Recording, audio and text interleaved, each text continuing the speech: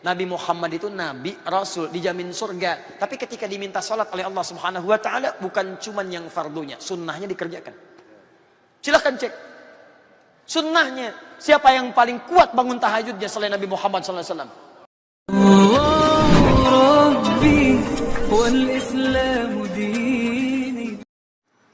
Bagaimana cara untuk menguatkan hafalan? Apa ada amalan-amalan atau doa biar hafalan Al-Quran jadi bagus? Quran surah kedua ayat 282 paling kiri sebelah bawah di ujung ayatnya. Wattaqullah wa yu'allimukumullah. Wattaqullah, tingkatkan takwamu kepada Allah. Wa yu'allimukumullah, maka Allah akan mengajarkan langsung Anda pengetahuan. Lihat rahasianya. Di cara kita belajar oleh Quran dibagi dua. Pertama, ikhtiar universal, itu belajar, ikra, baca, belajar. Di siapapun yang mau banyak baca, banyak belajar, dia jadi pintar.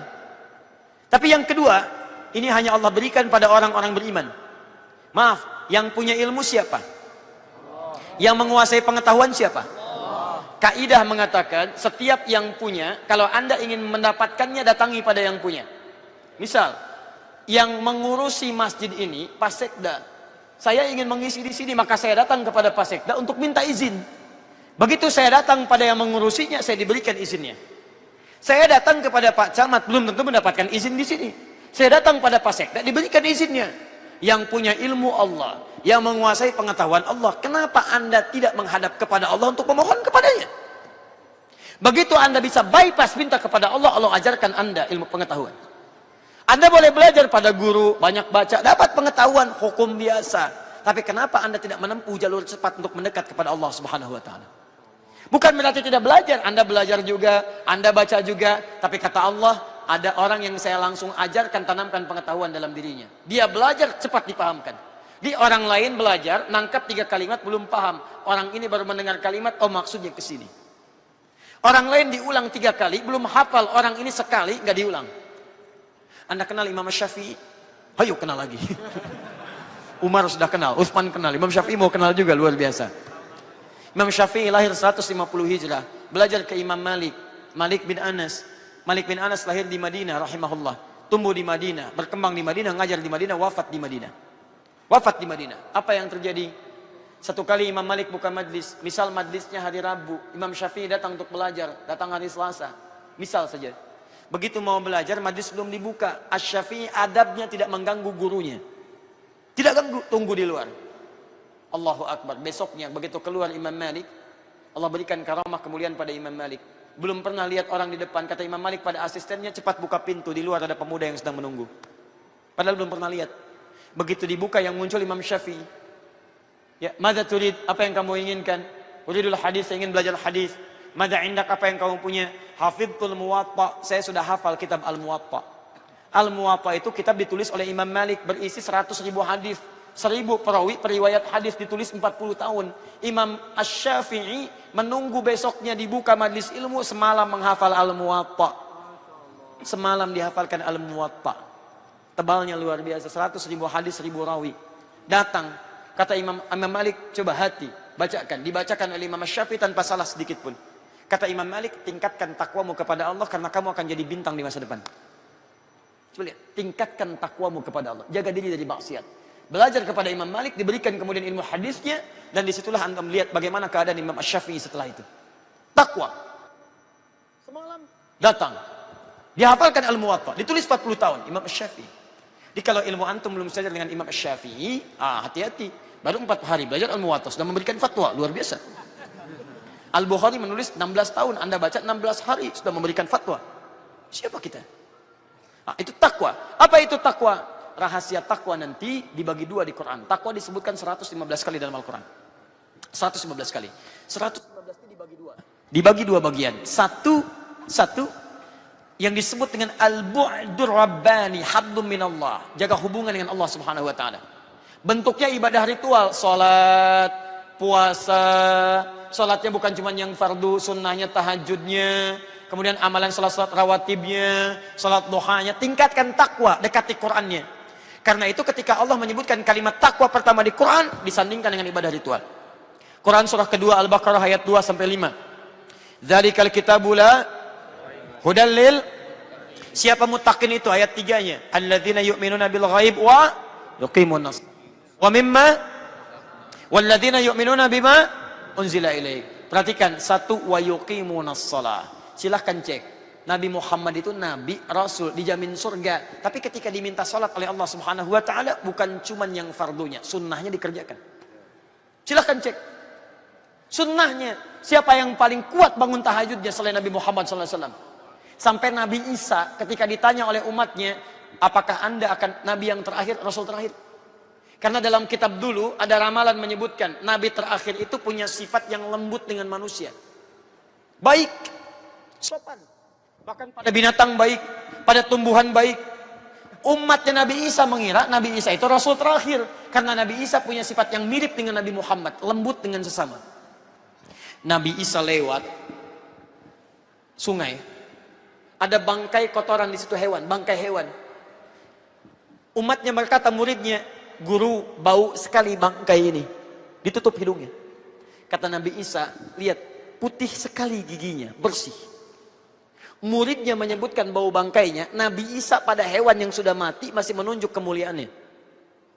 Kata muridnya, kenapa guru berkata begitu? Kata Nabi Isa, manusia hanya mengatakan apa yang dia pikirkan. Kalau di kepalanya buruk, keluarnya buruk lagi. Kalau kepalanya baik, keluarnya yang baik lagi. Nabi Isa. Nabi Muhammad SAW. Perhatikan, jangankan manusia. Hewan, kata Nabi, kalaupun mau disembelih, tajamkan pisaunya. Supaya tidak menyakiti hewannya.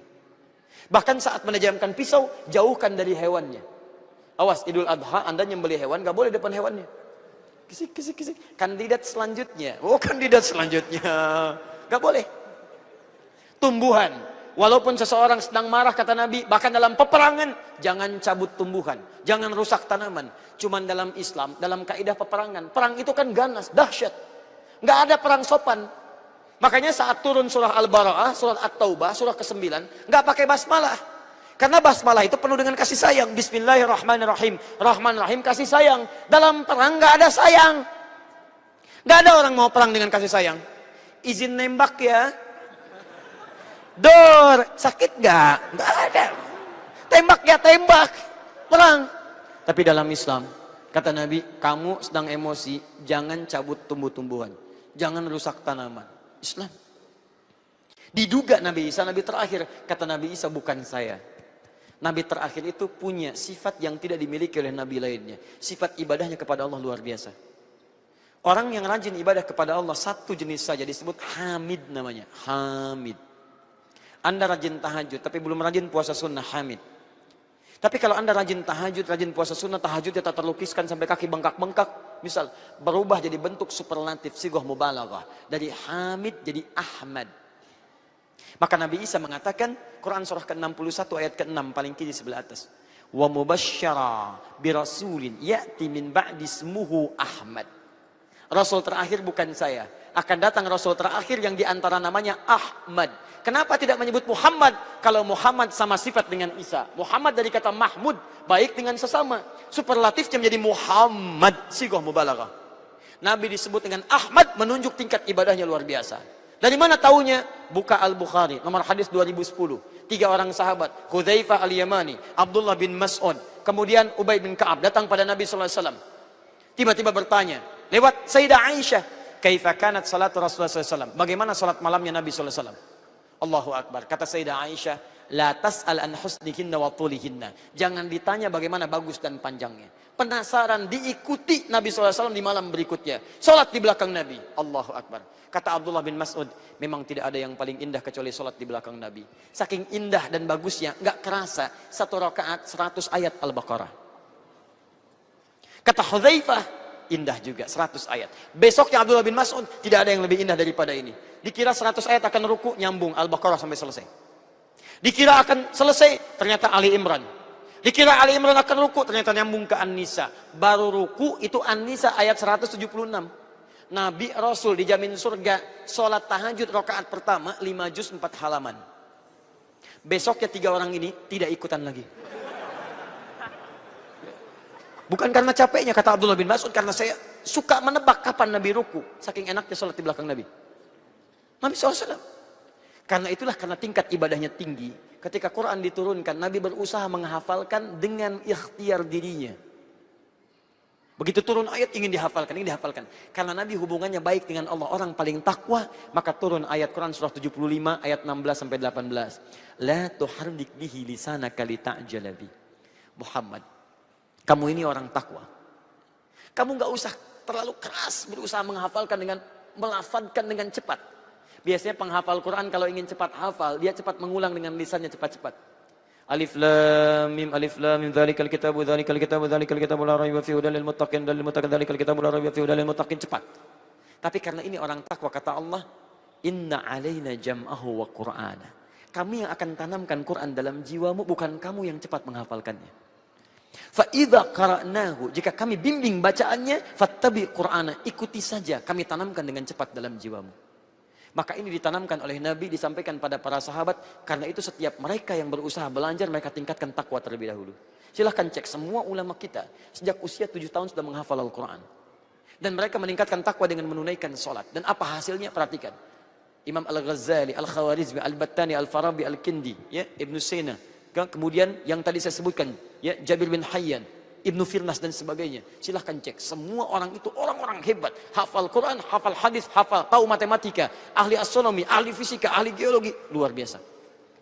Maka dari itu, saran saya, kalau Anda ingin meningkat pengetahuannya, hal pertama yang Anda lakukan, dekatkan hubungan Anda dengan pemilik pengetahuan. Bangun malam, tahajud tunaikan, hafalkan Quran. Kami sudah lakukan penelitian kecil-kecilan. Termasuk di Eropa, hasilnya dahsyat. Ternyata ini orang barat yang menemukan penelitian, yang melakukan penelitian, orang yang hafal Quran, itu kecerdasannya akan meningkat 3 kali lipat dari orang biasa. 3 kali lipat. Saya pernah bimbing beberapa santri, jadi kita mendirikan satu pesantren, kemudian gurunya mengetes, mereka harus menghafal Quran dulu, mereka membuat ahli programmer itu, anak-anak kecil. Tapi mereka harus menghafal Quran dulu. Begitu mereka hafal Quran, diberikan sebuah tugas, kerjakan ini. Kamu harus selesai dalam 2 jam, tapi tidak diberikan. Allahu Akbar, apa yang terjadi? Mereka bisa menyelesaikan dalam 30 menit tanpa teori. Ahli Quran. Luar biasa. Maka dari itu saya sarankan, ayo dari kecil tuh mulai. Quran tuh ada minimal 50.000 kosakata. Jadi kalau setiap anak sudah bisa hafal Quran, artinya dia sudah menghafalkan 50.000 kosakata. Dan penelitian terbaru menunjukkan setiap orang yang paling banyak kosakatanya, itulah yang paling cepat menangkap dan memahami segala persoalan dalam kehidupan. Itu yang paling kuat dihadirkan. Karena itu, ayo coba bangun hubungan baik dengan Allah Subhanahu wa Ta'ala. Perbanyak kemudian ibadahnya. Dengan itu insya Allah, Allah akan kuatkan hafalan kita pada diri kita. Jelas ya? Allah Rabbi wal Islamu din.